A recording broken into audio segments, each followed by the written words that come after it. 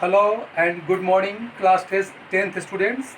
Today, this is my lecture number 2, and in this lecture, I will discuss about the Rowlatt Act. Students, पिछले दिनों मैंने आपको बताया कि जब गांधी जी का भारतीय राष्ट्रीय आंदोलन में पदार्पण हुआ तो उसके बाद से वे उनकी शुरुआत हुई बिहार के चंपारण से। उसके बाद से वे गुजरात गए और गुजरात में उन्होंने किसानों को और मिल मजदूरों को भी, वर्कर्स को भी इकट्ठा किया और उनके आह्वान पर धीरे धीरे ये जो मिडिल क्लास के जो थे, चाहे जो भी किसान हो, मजदूर हो, वर्कर हो, ये सारे लोग गांधी जी के आह्वान पर एकजुट होने लगे और इस एकजुटता का परिणाम हुआ कि गांधी जी काफ़ी उत्साहित हुए और निकट भविष्य में उन्होंने एक बड़े रूप में, विस्तृत रूप में आंदोलन खड़ा करने की बात की। छात्रों, आपने देखा कि किस तरह से पंजाब में गोलियों की बरसात की गई थी और ये गोलियों की बरसात के बाद वहाँ पर रॉलेट एक्ट लागू किया गया था 1919 में। और इस रॉलेट एक्ट का उद्देश्य क्या था कि बिना किसी पनिशमेंट का, बिना किसी इल्ज़ाम का, बिना किसी को कुछ बताए हुए किसी पर अगर कुछ शक होता है तो उसको सीधे अंग्रेज जेल में डाल देते थे। This act had been hurriedly passed through the imperial legislative council. ये काउंसिल कहाँ था? इंग्लैंड में था। हालांकि इस काउंसिल से जो भी नियम पास किए गए इसका भारतीयों ने बड़े पैमाने पर विरोध किया। बावजूद इससे इसको जल्दी से पास कर दिया गया और इसमें गवर्नमेंट को काफ़ी ज़्यादा government have given enormous power to repress political activities and allowed detention of political prisoners without trial for 2 years। बिना किसी ट्रायल का 2 साल जेल में रख दिया जाता था। कोई ट्रायल नहीं, कोई मजिस्ट्रेट के सामने पेशी नहीं, कुछ नहीं। नतीजा क्या हुआ कि 6 अप्रैल 1919 को लोग हड़ताल पर चले गए। Rallies were organised in various cities. Workers went on strike in railway workshop and shops closed. दुकान बंद कर दिए गए, रेलवे वर्कशॉप में स्ट्राइक हो गया। इसके अलावा लोगों को इस बात के लिए ऐलान कर दिया गया अंग्रेजी सरकार के द्वारा कि अगर आप आंदोलन करेंगे, अगर सरकारी भवन का, सरकारी दफ्तर का नुकसान पहुंचाएंगे तो आपको उसका नतीजा भुगतना पड़ेगा। Local leaders were picked up from Amritsar से जो लोकल लीडर्स थे उनको उठा लिया गया, जेल में डाल दिया गया। Mahatma Gandhi was barred from entering Delhi. Gandhi ji को दिल्ली में प्रवेश करने पर रोक लगा दिया गया। 10 अप्रैल पुलिस ने क्या किया कि फायर किया। इस पर निहत्थे लोगों पर, अमृतसर के सड़कों पर पुलिस ने फायर किया। उसके अलावा मार्शल लॉ को इम्पोज कर दिया गया।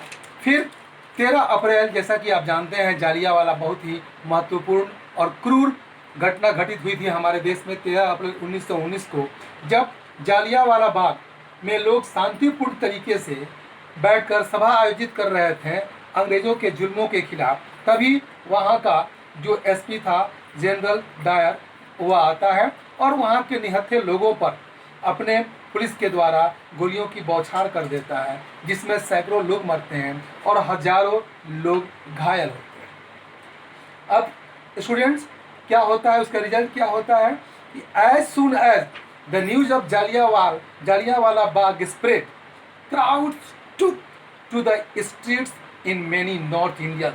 उत्तरी भारत के गलियों में भीड़ जो है सड़कों पर उतर आई। उन्होंने स्ट्राइक कर दिया, पुलिस के साथ उनका टकराव हो गया, पुलिस के साथ मारपीट हो गया। The government responded with brutal repression. सरकार ने काफ़ी जघन्यता से इन लोगों को कुचलने का, आंदोलन को कुचलने की कोशिश की।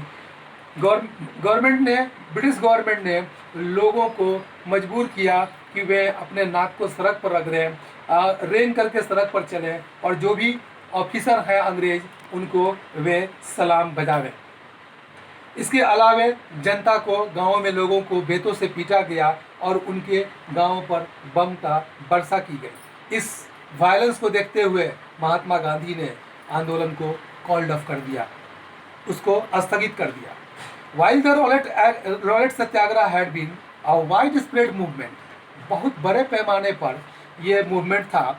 It was still limited mostly to city, लेकिन बावजूद इसके ये शहरों और नगरों में ही सीमित रह गया।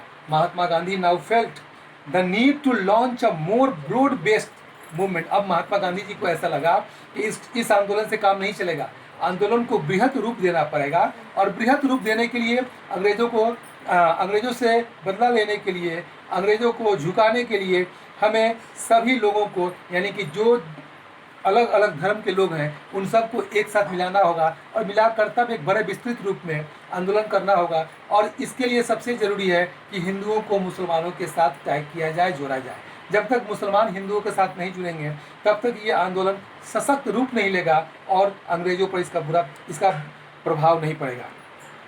देखिए, one way of doing this Gandhi ji felt was to take up the Khilafat issue. Gandhi ji ने खिलाफत इशू को उठाने की शुरू की। आपने देखा कि किस तरह से टर्की के खलीफा को अंग्रेजों ने प्रथम विश्व युद्ध के बाद से समाप्त कर दिया, उनके अधिकार को छीन लिया, और इससे जो हमारे देश में मुसलमान थे या पूरे दुनिया भर में जो मुसलमान थे वे काफ़ी गुस्से में थे। And there were rumors that a harsh peace treaty was going to be imposed on the Ottoman Empire, the spiritual head of the Islamic world, the खलीफा। यानी कि जो पूरे दुनिया के मुसलमानों के हेड थे, जिनको खलीफा कहा जाता था, जिनका निवास तुर्की था, उन पे एक बहुत ही कठोर संधि की बात की गई। To defend the Khalifa's temporal powers, a Khilafat committee was formed in Bombay in March 1999। मुसलमानों ने मार्च 1919 में बॉम्बे में एक कमिटी का गठन किया जिसका नाम रखा गया खिलाफत committee. A young generation of Muslim leaders, और मुस्लिम नेताओं की एक नौजवान पीढ़ी जिसका मार्च करने वाले, जिसका प्रतिनिधित्व करने वाले ये अली ब्रदर्स थे, Mohammad Ali and Shaukat Ali, began discussing with Mahatma Gandhi about the possibility of a united mass action on the issue। उनको भी लगा कि अब हमें महात्मा गांधी जी से बात करके और हिंदू मुसलमान को एक साथ हो करके बड़े पैमाने पर अंग्रेजों के खिलाफ हमें आंदोलन की शुरुआत करनी पड़ेगी। Gandhi ji saw this as an opportunity to bring Muslim under the umbrella of a unified national movement। अब गांधी जी को एक अवसर मिल गया, जिस अवसर के तलाश में गांधी जी थे, उनको इस बात का अवसर मिल गया कि भैया अब मुसलमान भी हमारे साथ आएंगे और एक बड़े पैमाने पर एक अम्ब्रेला के अंदर, एक छत के नीचे हम लोग सब लोग एकजुट होंगे, और तब बड़े पैमाने पर पूरे राष्ट्रव्यापी आंदोलन की हम लोग शुरुआत करेंगे। और इससे गांधी जी को लगा कि अंग्रेजों पर बहुत ही ज़्यादा प्रभाव पड़ेगा।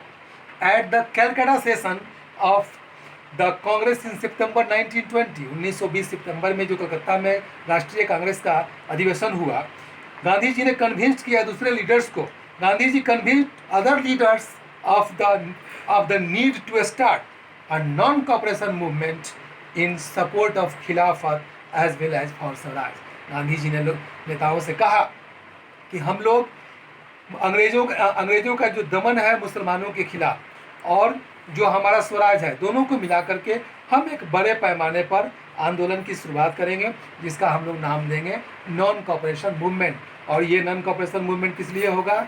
स्वराज के लिए, अपना राज के लिए, और जो खिलाफत आंदोलन है उसके लिए। और इस तरह से छात्रों, एक बड़े पैमाने पर क्रांति की शुरुआत होती है, और ऐसा लगता है कि अब जो है गांधी जी को यह यकीन हो गया कि हम अब जो भी आंदोलन करेंगे उसमें हर धर्म, हर समुदाय के लोगों का सहयोग मिलेगा, और इस तरह से इसे बड़े पैमाने पर, यानी ये कहें कि राष्ट्रीय पैमाने पर इसे शुरू किया जाएगा, जो अंग्रेजों पर कहीं ना कहीं प्रभाव डालेगा और हम अपने मकसद में कामयाब होंगे। तो छात्रों, आज हमारे दूसरे लेक्चर में यहीं तक रहेगा। अगले लेक्चर में हम देखेंगे कि नॉन कॉपरेशन मूवमेंट की शुरुआत क्यों हुई और इसका शहरों, गांव या प्लांटेशन एरिया में कहां पर किस तरह से क्या प्रभाव पड़ता है। Thank you.